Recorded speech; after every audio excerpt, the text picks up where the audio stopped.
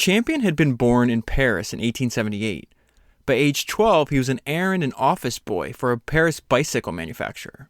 He became interested in bicycle racing, won the middle distance championship in France, and went to the United States in 1899 for a series of races. He won the American and World Championships, returned to France to study automobile manufacturing, and returned to the United States in 1900. He tried auto racing, almost lost a leg in a racing accident, and then organized the Champion Company.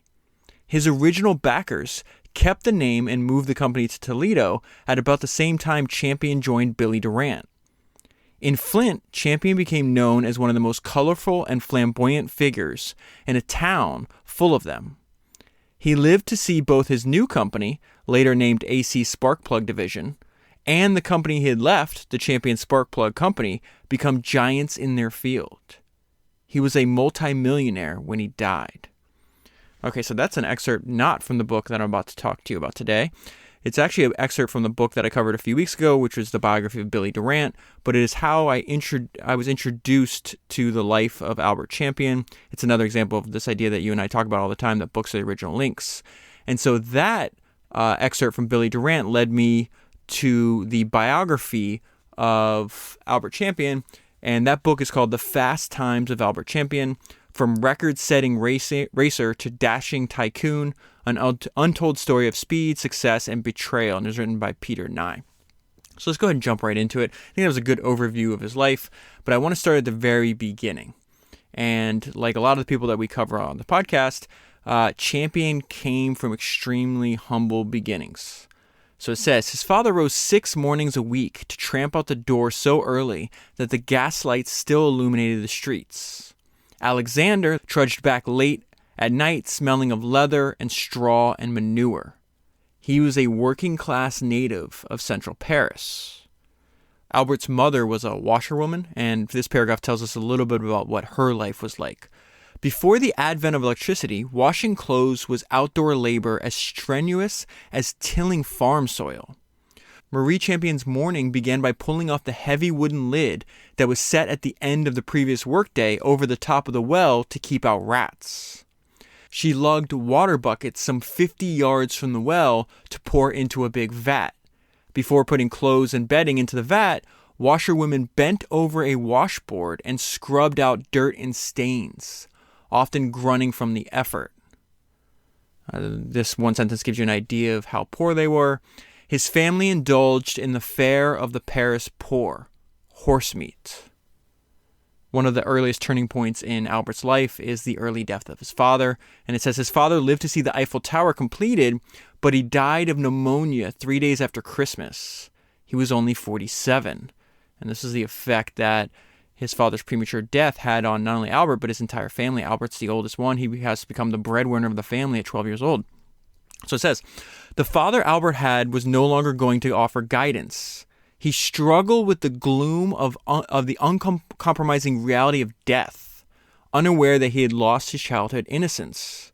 His extended family provided whatever emotional support they could, but they were also poor.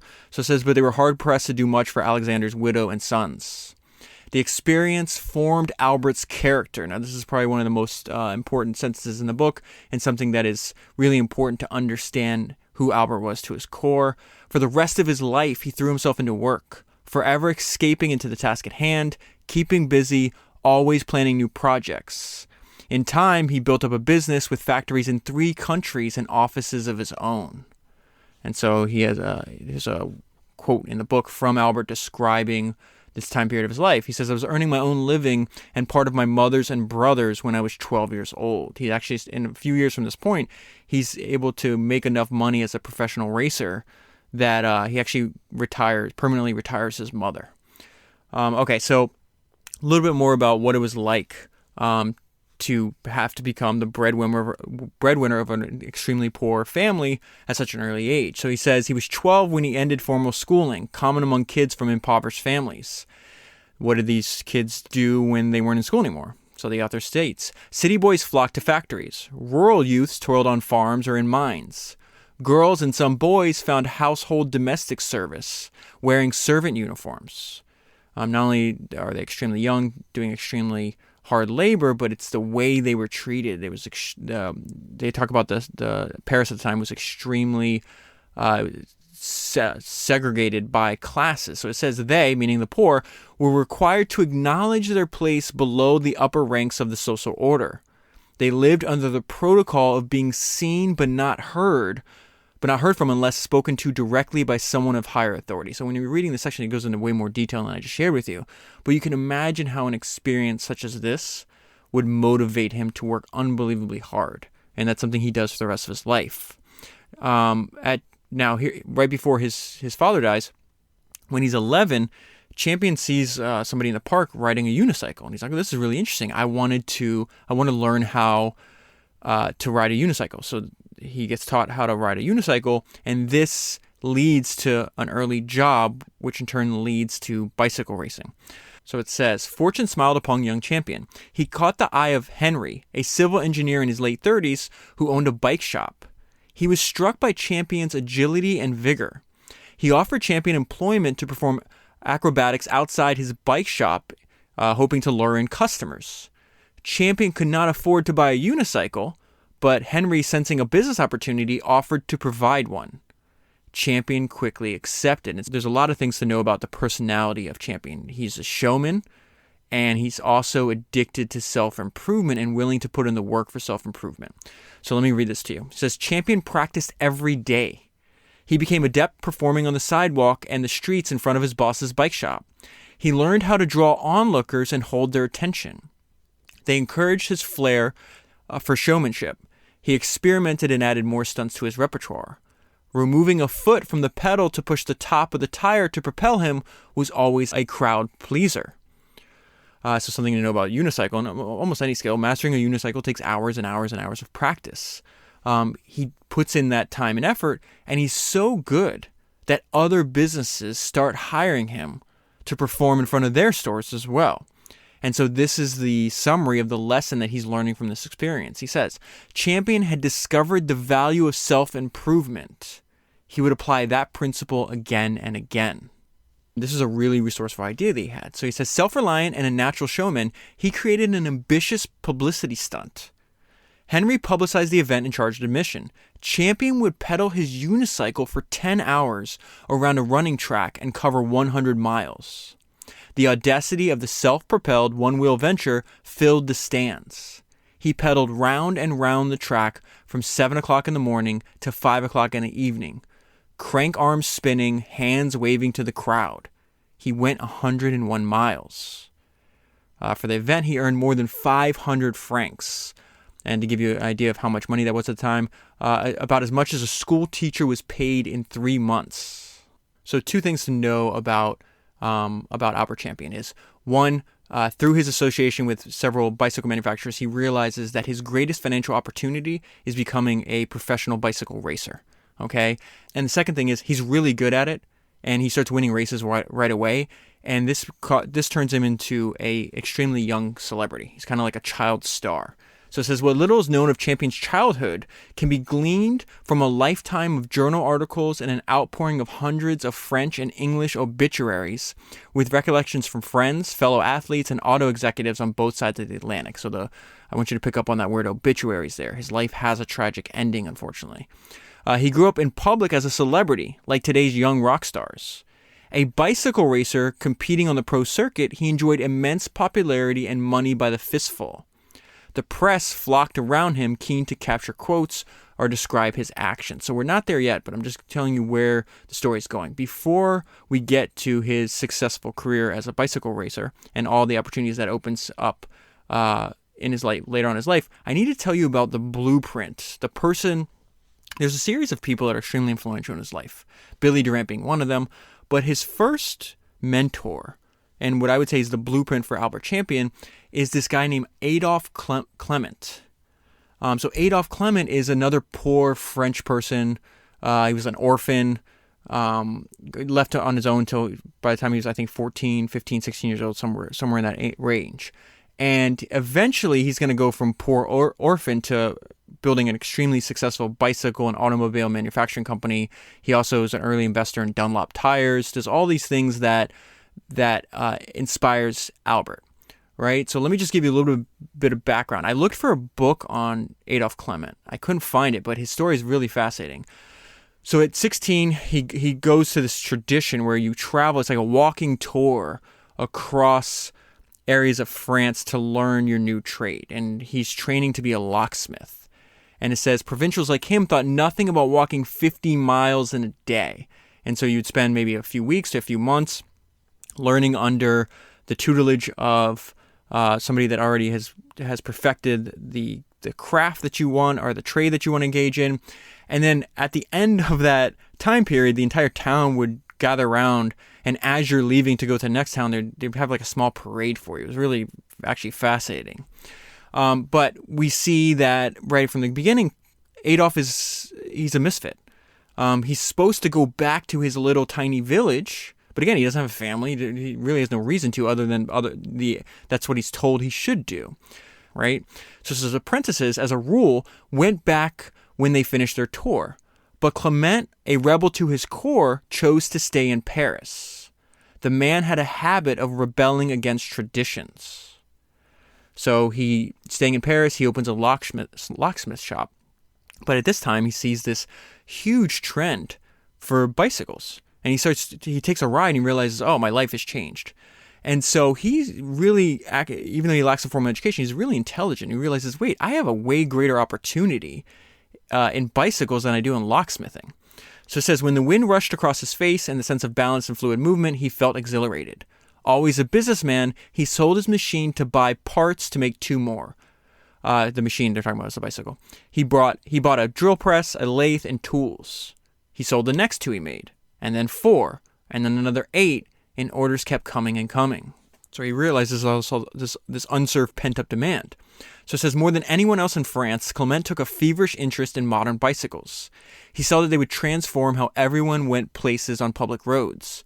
Men and women were at liberty to hop on a bicycle and off they went, whenever and wherever they chose. So with Adolf and later Champion, we'll see that they just seize whatever opportunity is right in front of them. We've talked about this several times, where you have to get to the first opportunity before you can see the next one.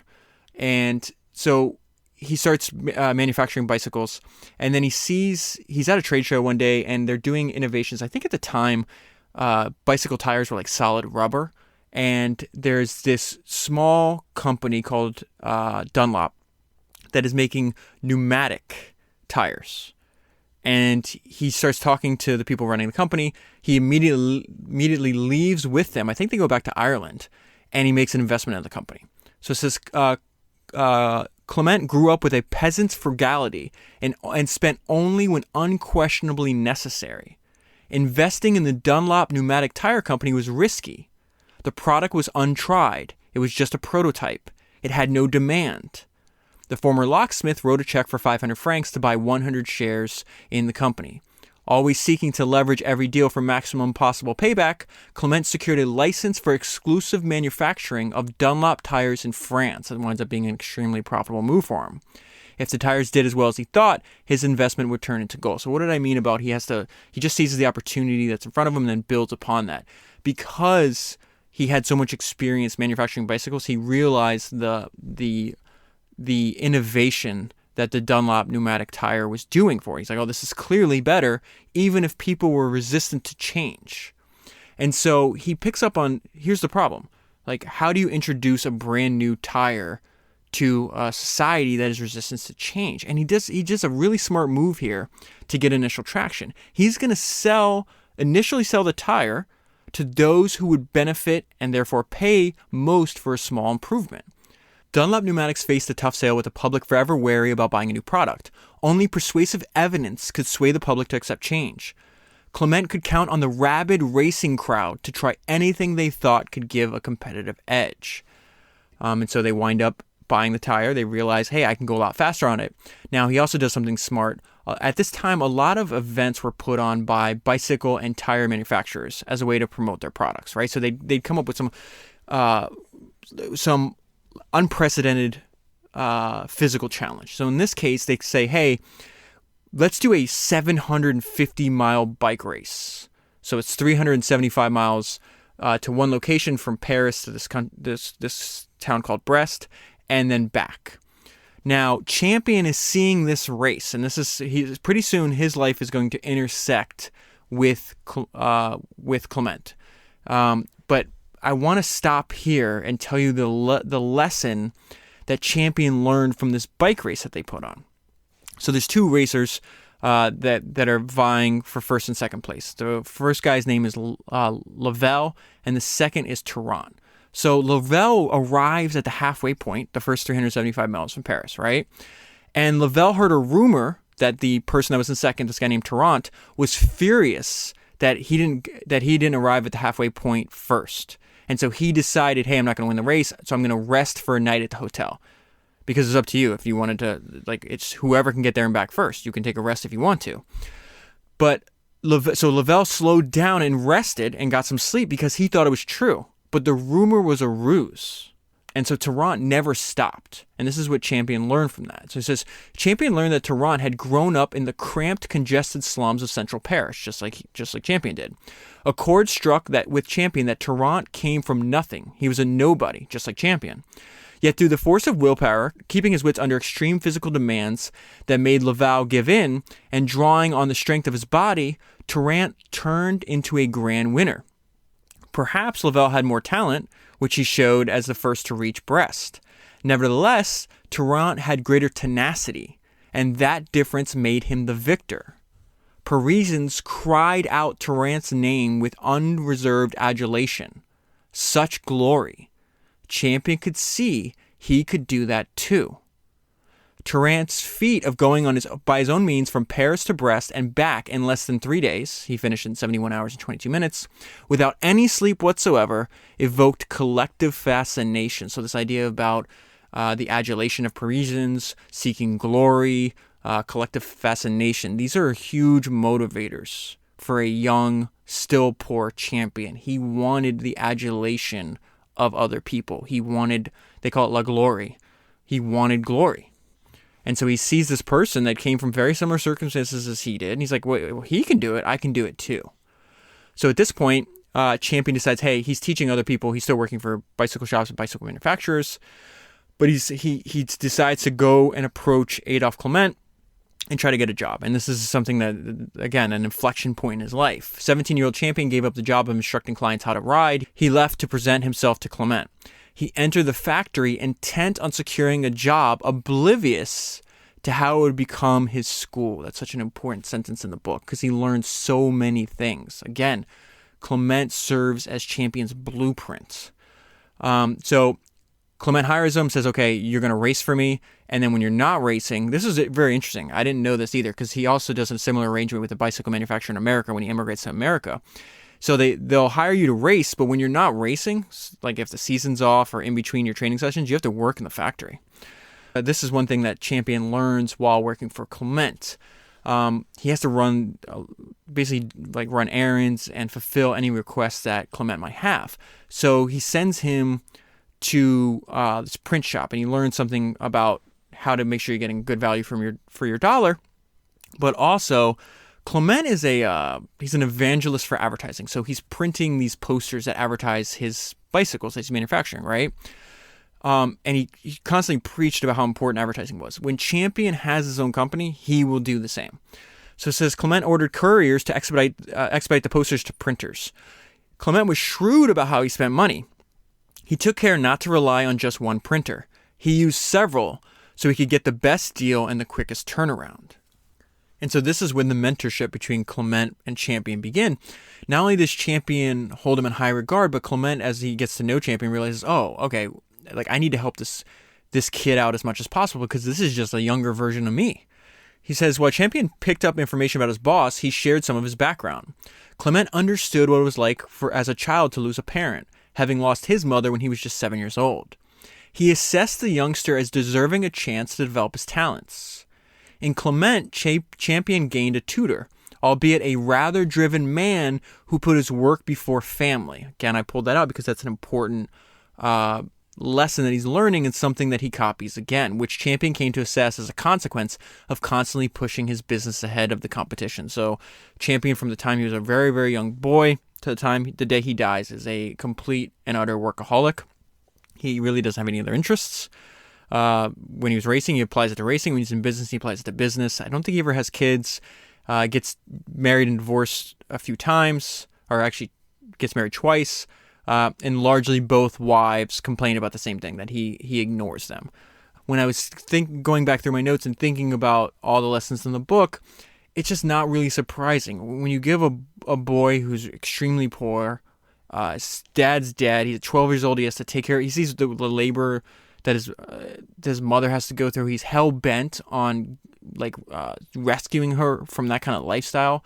And if you tell that kid, hey, if all you have to do is ride a bike really fast around a track and you can be wealthy beyond your means,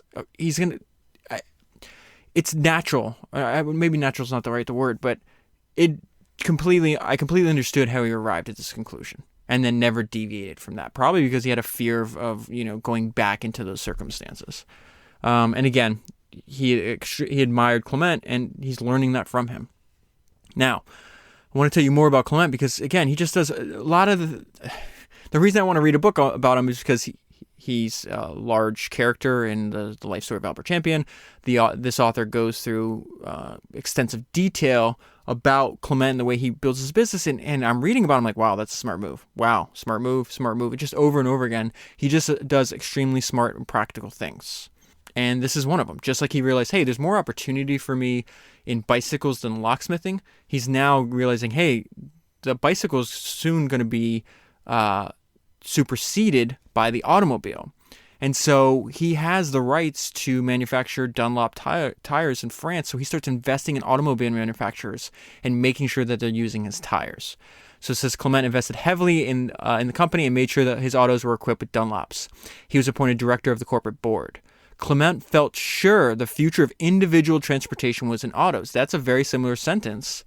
When after his first bike ride, he's like, okay, this is clearly better than feet or horse-drawn transportation. And so he goes all in on this.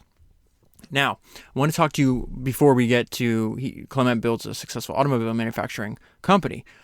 But Albert Champion's 18 years old, and Clement is sponsoring him as a racer. And so these are the motivations of an 18-year-old Albert Champion, and I think this describes his personality throughout his entire life, and it gives us a good understanding of why he makes the decisions that he makes.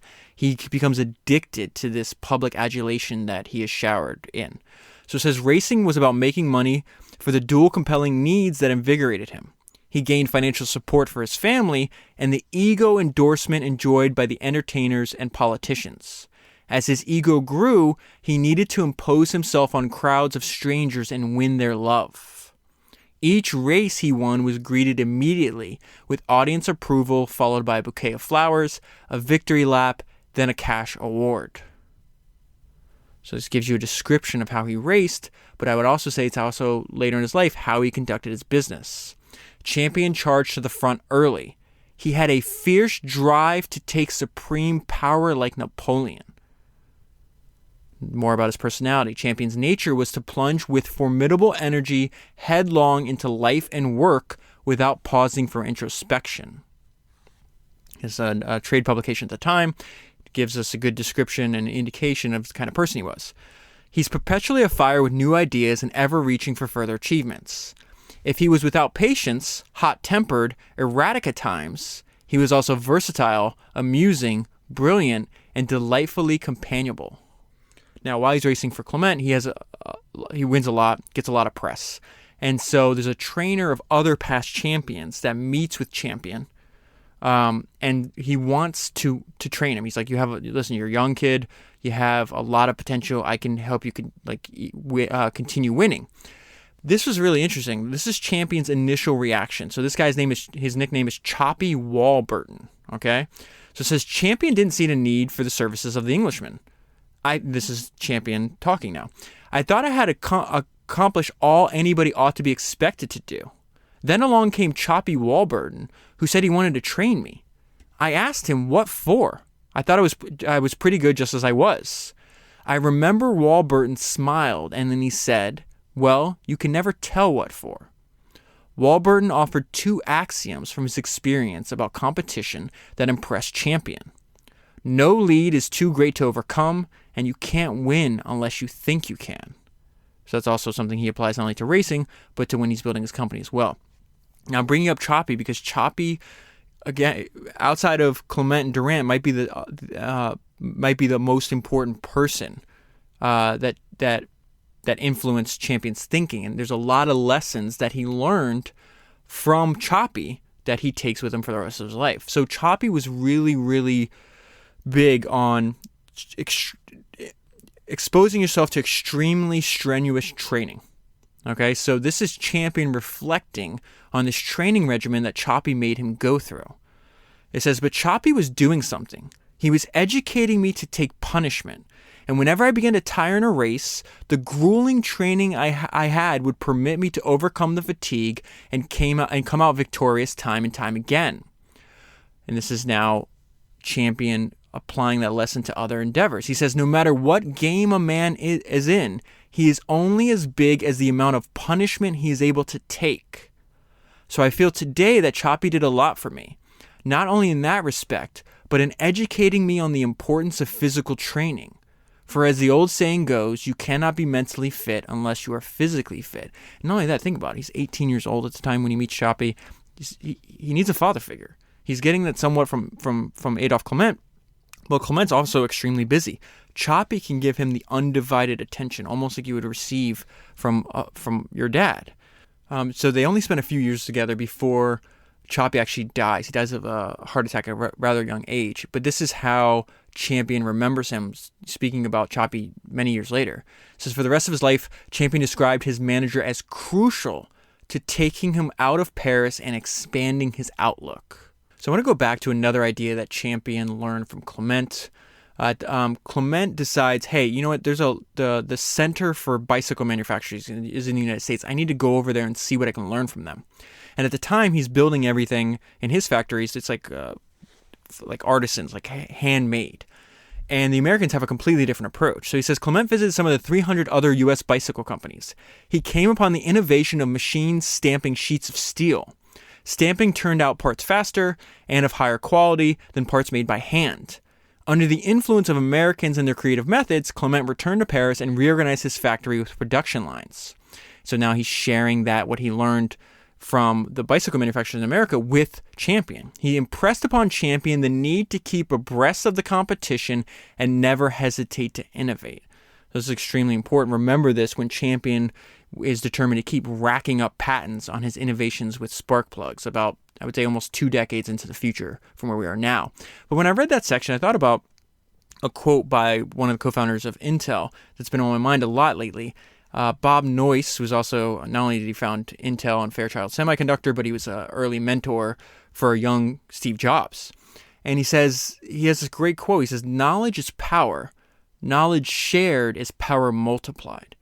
And what I love about what Clement's doing to a young Champion is like, listen, I'm going and spending all this time learning all this stuff, and I'm going to come back and I'm going to tell you some key lessons because you need as much help as you can get, and hopefully you could take these lessons with you in the future. And I just think, again, Champion's life was improved by a large degree because Clement had this mentorship for him. And so this one sentence gives you the idea of the impact that Clement had on Champion. Albert Champion intended to grow up and become the next Adolphe Clement. So I found this one paragraph really interesting. Champion befriends a journalist, this guy named Breyer, and Breyer is writing about and covering all like the professional cyclists, right? And he gives us insight into Champion's personality and the way he approached his craft, which I thought was really interesting. So it said Breyer had heard reports about him, meaning Champion, pressing money unsolicited into the hands of neighbors so they could buy food and firewood to get them through the winter. He supported 3 younger brothers and provided enough that his widow mother retired from working as a washerwoman. Breyer assessed Champion as a gifted cyclist who was well-intended but had a complex personality. That's for sure, and I'll get to more of that later. How he can be so intelligent in one area of his life and so non-intelligent in another. This is the point about how he approaches his craft, though, and much different from other cyclists. Cycling was a pastime for Breyer and multitudes of others, but Champion treated it as a profession. He had to. He was the family breadwinner. So right around this time, he's having huge success in this new career as a professional racer. There's a war breaking out in France, and you had to do a mandatory stint in the military. And Albert wants to dodge the draft because he doesn't want to interrupt his career. He's got to take care of all these people. And so he gets a letter from this guy named Charles Herman Metz, who's a manufacturer of Orient Cycles. He's based in Boston. So this is one of the American bicycle manufacturers. And he offers Champion a contract. He's like, come over here for a year. I'll give you a salary of $25 a week to give you an idea of how much money that was. At the time, the average American earned $9 a week. So I'm going to pay you to race for me, and all your winnings, like any prize winnings, is you you keep all of that, and you can make $250 a race. So a good amount of money, especially for an 18, 19-year-old Albert Champion. So it says such a sparkling opportunity tempted Champion, yet it forced him into a dilemma. Ignoring his draft summons meant arrest and imprisonment.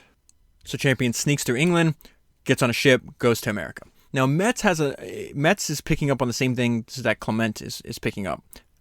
He's like, bicycles seem to be on their way out. I need to transition from bicycle manufacturing to automobile manufacturing.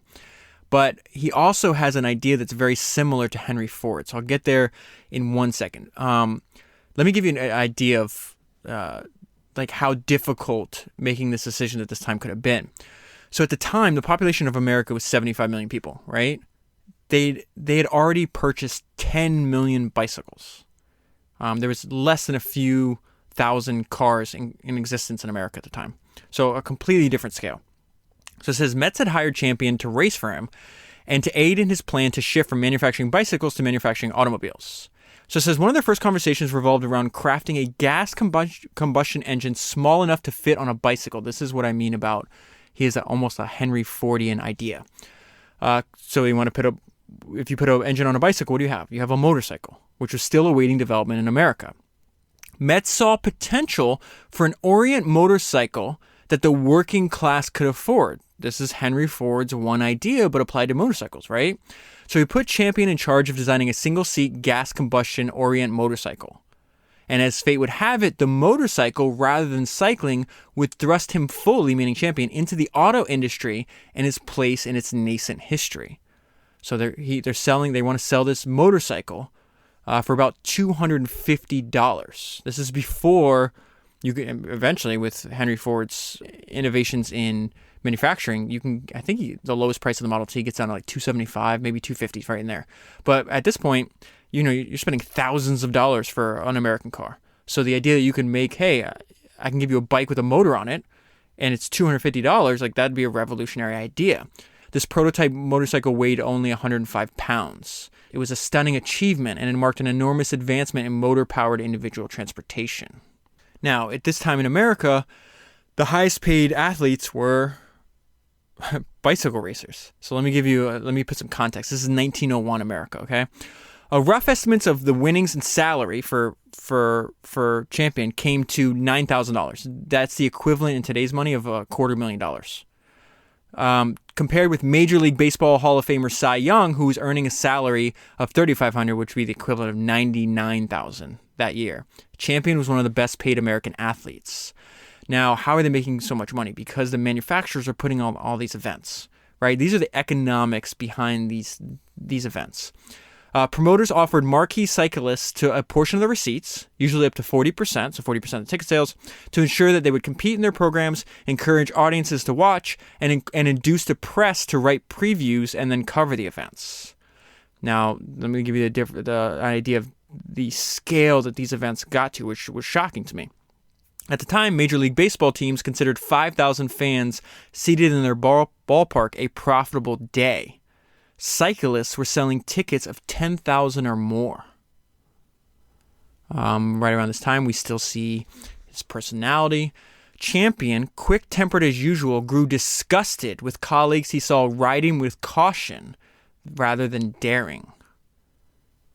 Now, he's also racing early automobiles. And that decision to race early automobiles changes his life forever. And we see another aspect of his personality, his extreme, he has a giant ego, obviously. And he has hubris. And right before a car race, so one other driver was racing this car. It's called like the Gray Wolf. In one day, you'd have different drivers racing the same car. So he's giving the car over to Albert, who's about to race it. And he's warning him. He's like, this thing is dangerous. He says he cautioned. If you take it, Albert, be careful. It has no brakes, and you must not forget how to shut off the engine before making that ugly turn. He answered me, I won't shut off the engine for any turns. That's a bad idea. So he gets into a crash going around a turn. He was thrown out of the car at 20 feet into there and lands on the ground. He was still conscious when he landed on the infield grass, but had no time to tuck into a ball to evade the onrushing car. This is how he remembers it. She rolled over me and my legs went numb. Champion's right arm was lacerated and almost torn from its socket. Blood poured from his head. His left femur, the heaviest and strongest bone in the human skeleton, was snapped in a jagged-edged compound fracture. White bone shoved through his bleeding flesh. Blood soaked his hip and both his legs. This changes. He has from now on, he has a shorter leg, one leg shorter than the other. If you ever see a picture of Albert Champion after this, he's always like cross-legged. It was his way when taking pictures to hide the fact that one leg was shorter than the other. Now, I bring this up because he spends months in the hospital. He has to learn how to walk again. He's got one shorter leg. But the most remarkable thing is he's like, okay, I'm not going to let this stop me from returning to be a professional bicycle racer. And the reason he does this is because he's like, hey, I feel compelled to join in on the automobile revolution, right? But he doesn't have any money. So he's like, I don't know how to work my way into this. So he comes up with the idea. He's like, okay, what if I go back to France, because they offer an amnesty for draft dodgers, so he can go back without getting arrested. And he says, if I go back to and race bicycles in France, I can make enough money in 1 year and get enough attention that I could then use that as a way to get into the American automobile industry. So it says, Champion felt the onus to create his own business to serve America's mushrooming auto production. He considered forming a company, taking advantage of his name recognition, to import French automobile parts, especially spark plugs. To acquire the needed capital, he would have to win frequently in his final season as a pro cyclist. He determined to go all out for one last campaign, but not in America, in France. The purses were much bigger there, and he could win the money he needed in order to establish his own business. Albert staked his ambitious future on capturing a title en route to raising money to create his place in the nascent U.S. auto industry. Now, he goes back to France, and he's telling his friends his plans, and this is, he has to overcome a bunch of obstacles in his life, and one of them is the opinions of people around him. I'm back in France to get the dough I need to go back there, meaning America, he told his friends. Not a chance, Albert. Banks aren't being very generous right now. Who's talking about banks? I'm going to earn cash on the track. With your leg? Yes, with my leg. I'll just use one crank shorter than the other, that's all. And what's even crazier is he winds up succeeding, and he wins the national title in France. So he has a lot of press, stacks up a lot of money, and then uses his fame to become the exclusive importer there's this company called Newport, which is making some of the best spark plugs in the world. So he's like, okay, this is what I'm going to do. I'm going to use my contacts that I have they made back in America. I'm going to sell your products. We're going to import them from France, and I'm going to sell them in Boston and Detroit. So this is how he transitions from business after retiring from racing. He goes back to America. He says his new endeavor was to become the sole U.S. agent importing engine parts from French manufacturers. He returned back to Boston. He brought trunks of Newport spark plugs, coils, magnetos, and storage batteries. Next, he shopped for a location to rent and set up his import business. Most cars made in America relied on imported ignition parts, and Champion sought to meet that demand. Now, this is also another example of taking the opportunity that's in front of you first before you can move into the next one. He wants to be a manufacturer, but he can't just jump into manufacturing. He says, okay, I'll do the first logical step. I'll just resell other people's products. And then once I master the sales process, I'll figure out how to manufacture my own. And now I can control both demand and supply. But he also needs another partner. He actually, and this is a really important meeting in his life. It's a short and tumultuous partnership that doesn't last very long.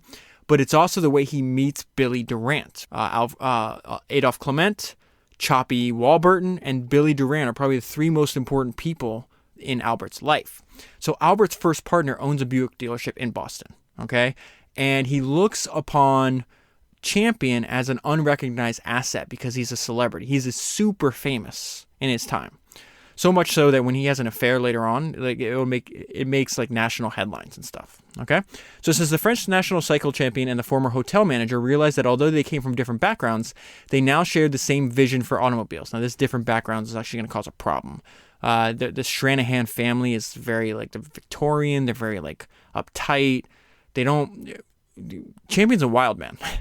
And so you're not going to be able to control him. And so the Stranahans are very worried about public perception because their business is in hospitality. They own hotels. So I'll get the rift that this is going to cause in a minute. Stranahan had run a bicycle shop before joining his father in the hotel trade. Stranahan valued celebrity star power as a commercial asset. Champion's World Records had promoted his name. In turn, Albert would have heard about the Savoy Hotel in Boston. Its classy reputation attested to Stranahan's bona fides in financial savvy and business management. The two men discussed how they could combine resources for their mutual benefit. Now, this is really fascinating. It's really hard for, as you see, professional athletes to transition from the life of an athlete to whatever they're going to do next. They need their next mission. But Champion does something really smart here, and it gives you an idea of how Champion approaches goals. And the way I would summarize this is you need to focus on what's in front of you. Consumed by his new career, Champion left his previous accomplishments, documented in his scrapbook, locked in a trunk to be discovered decades later. Okay, so I just mentioned earlier that the partnership does not last long. This is the thing that eventually breaks the entire partnership. Champion is married. He gets caught having an affair with a woman who's also married. The affair makes national headlines, and his partners don't approve of the negative publicity. So it says the brazenness of his affair cracked open a rift between Champion and the Stranahan family. So I need to also tell you, it's Champion and then an entire family he's partnered with, which is, again, not really a good situation to be in, because when you go home, like the family's always going to cover their family over yours. They're going to put the family interests ahead of yours. And so it says the Stranahans, it caused a rift between Champion and the Stranahans, who were alert to a high standard of ethical behavior. The family matriarch recognized the damage his behavior could have to the family's name after their successful management of Boston's most important hotels. So the mother is not officially a part of the company, but when they go home, when they talk, she's instructing her sons. Like, this is not good. You got to get away from this guy. And you're going to see why. It says, the Frenchman lived by his own rules and behaved like a pirate. When I read that actually, I don't know why, but it made me laugh. Behaving like a pirate part. He and his partners now had basic differences. They were like water and oil. Now, before I get to the breakup of the partnership, he's going to meet Billy Durant before they break up, or right at the end when they're about to break up. Champion has a lot of interesting ideas on work and how he approaches it. There's a bunch of paragraphs spread throughout the book on this. Here's one of them I think is interesting. He liked to be seated at his desk every morning by 7 o'clock. He'd wake up at like 5:30 in the morning and work out, and then shower, go to breakfast, and then go to work. He plowed through paperwork. He read trade journals and organized himself to make the most of his time. He told an interviewer that one of his constant efforts was to manage his time for more and better work. Remember, this is the same like workaholic nature that he had even from very young boy. He explained that he had always sought to improve everything he did. That goes back to his desire and his constant need for self-improvement. I remember, this is now a quote from Champion that's really interesting, and I think it gives you an insight into his mindset. I remember a salesman one time telling me that he knew the game from A to Z. He stated that nobody could tell him anything about selling. That was to me the best proof possible that he knew nothing about selling. Because those who really understand merchandising, manufacturing, or anything else that is important in life are those who realize how little they really know about it and how much there is to learn every day. I think that's a great mindset to have. Alfred P. Sloan, who I covered last week, was intimately acquainted with Champion. They both came up in similar ways in the sense that they were taken into the General Motors company by being part manufacturers, right? So Sloan manufactured bearings, Champion manufactures spark plugs. So this is what Sloan said about Champion that I think fits into what Champion was just saying about work. So said, this is a direct quote from Sloan, "The key to his success was that he was never satisfied with the product or the job he was doing. His mind was always open to the necessity for constant improvement." Very hard not to like people like that. With a laugh, Champion once explained his passion for work during an interview. "You know the old line, everybody who has a hobby, whether it's golf, fishing, baseball, tennis, or whatnot, always has some good arguments for indulging in it. They find those arguments because they like the game they play." He's saying they rationalize, right? "Well, I like the game of work, and I can find good arguments for it too." Now, one of the most fascinating things about this multi-week series that we're on, studying the early days of the automobile industry in America, is how crazy these personalities are. Their personalities jump off the pages. They're very interesting people to study and learn about. And like the Dodge brothers, Albert was prone to settle disputes with fistfights. And he's partners with the two older Stranahan brothers. Then their younger brother comes into the business, and him and Albert never get along. And so this is what happens. Albert grew impatient with Robert butting into his shop. Champion and the two elder Stranahan brothers had created the business before Robert joined their enterprise. But Robert felt entitled to learn the business that was co-founded by his brothers. A fist fight between Albert and Robert was inevitable. So think about where we're at in the story. The mother thinks you're immoral and you're causing bad publicity to her family name, and now you're having fistfights with your partner's little brother. This situation cannot possibly last long. Luckily, this is where Champion meets Durant, because Stranahan, one of the older Stranahan brother, owns a Buick dealership. So Durant is coming into town. While in the Boston Buick dealership, Durant was arranging the sales room when Champion approached him with spark plug samples.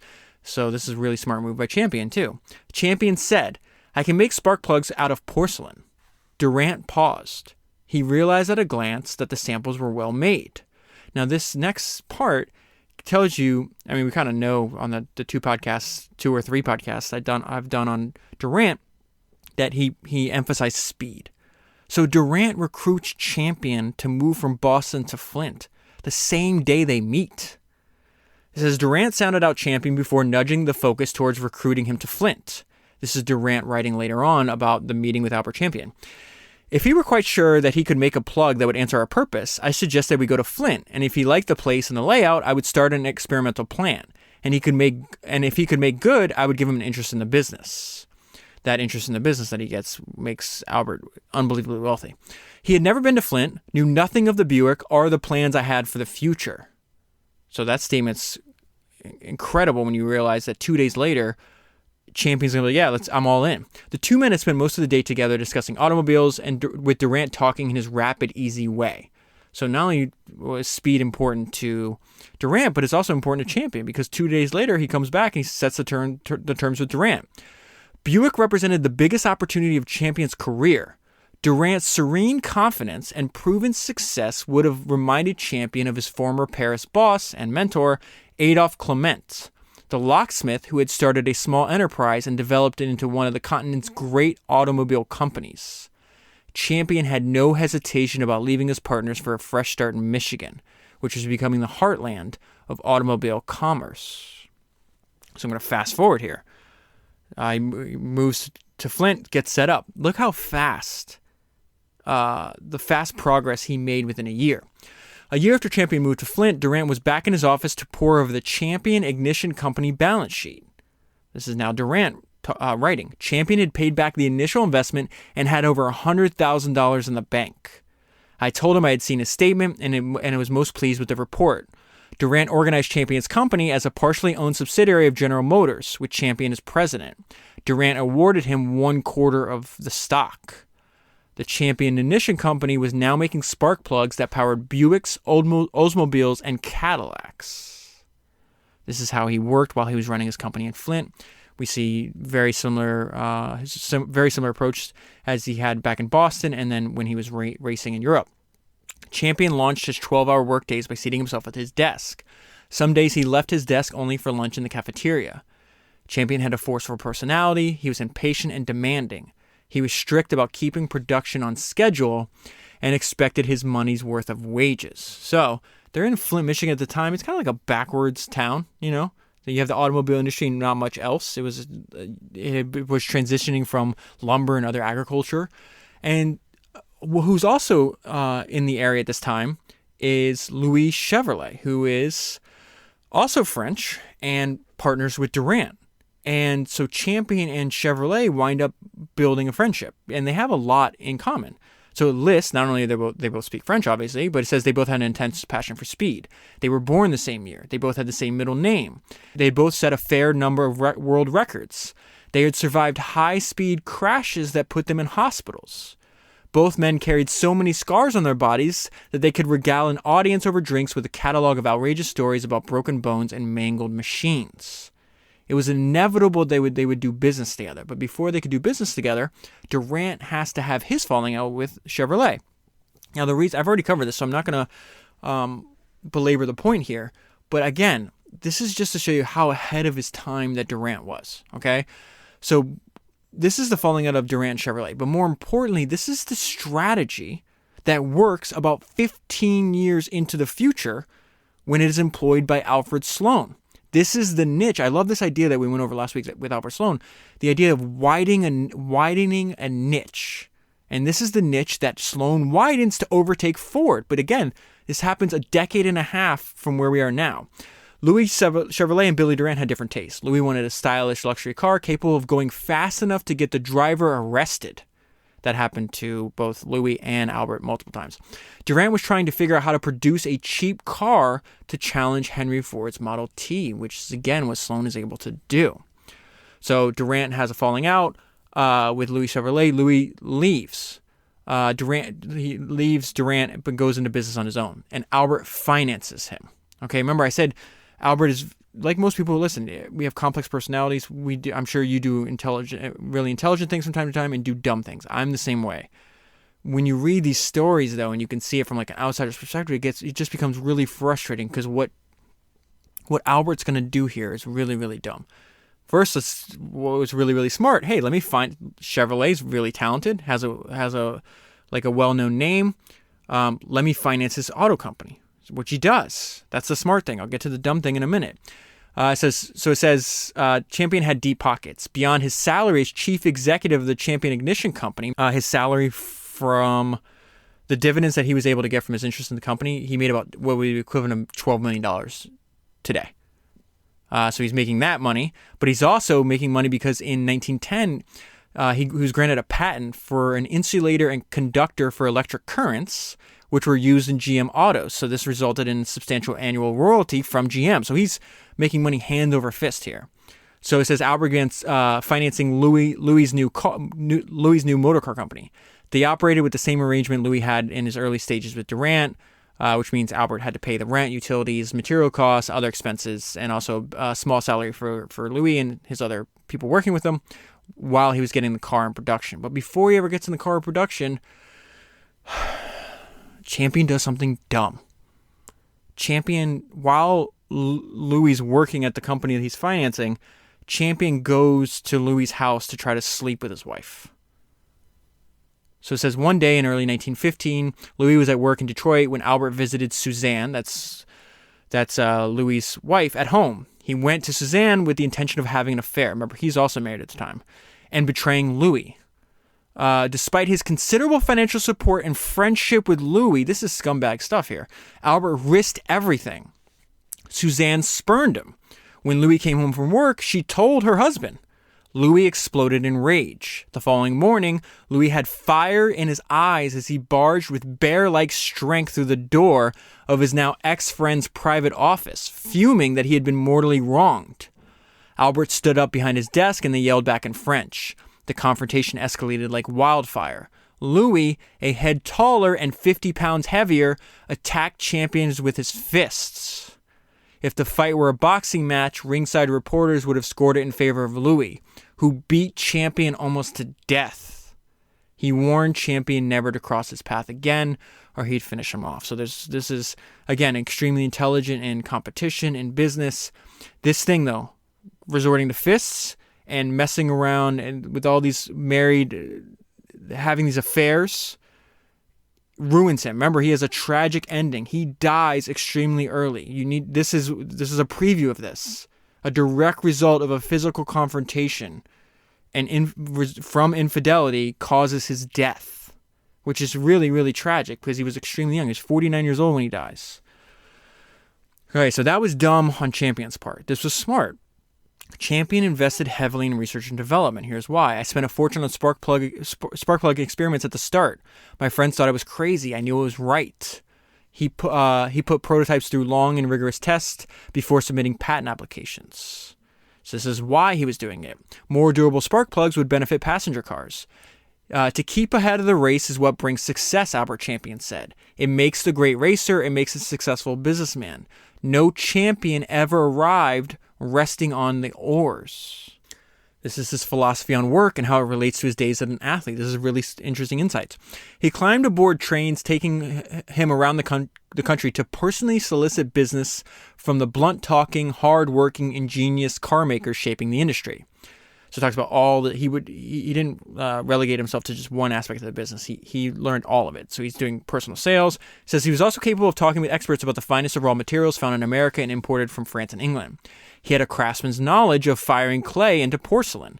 He bought materials and conducted extensive experiments, assisting the chemists in the company laboratory. He adapted manufacturing techniques without precedent. He designed original machinery to save time and labor while raising the quality of his products. He preferred to say that the people on his payroll did not so much work for Albert Champion as to work with him. He says, I have always felt that the education and training I received as a bicycle racer was a great help in business because it is a game in which you train to fight and win. He emphasized that experimenting and learning leads to progress. I always remember what a friend of mine once told me. He was a well-known chemist, an authority in the automobile world.